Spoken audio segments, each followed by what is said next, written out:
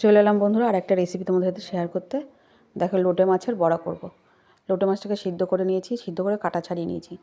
আর এর ভেতর দিয়েছি বেসন, একটু ডাল বাটা, ধনে পাতা, কুচনো পেঁয়াজ, কুচনো রসুন, কুচনো লঙ্কা, একটু হলুদ গুঁড়ো আর নুন দিয়ে ভালো করে মেখে নেব। শীতকালে কিন্তু এইসব বড়া খেতে কিন্তু খুব ভালো লাগে।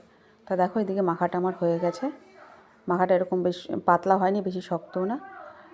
এবার তাওয়া বসিয়ে দিয়েছে, তেলও গরম হয়ে গেছে। এবার বড়াগুলো সব ভেজে নেব। আর এরকম গরম গরম বড়া হলে তো বেশ ভালোই লাগে, খাওয়াটা জমেই যায়। তাই দেখো, আমি বড়াগুলো সব দিয়ে দিচ্ছি তাওয়াতে।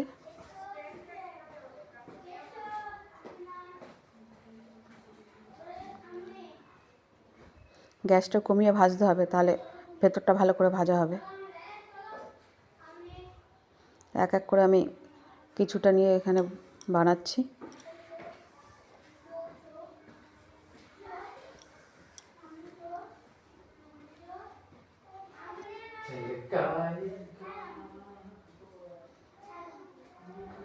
কিছু সময় পর এই উল্টে দেবো। এক পাশ হয়ে গেছে, একটু লাল লাল করে ভাজবো। দেখো, উল্টে দিলাম।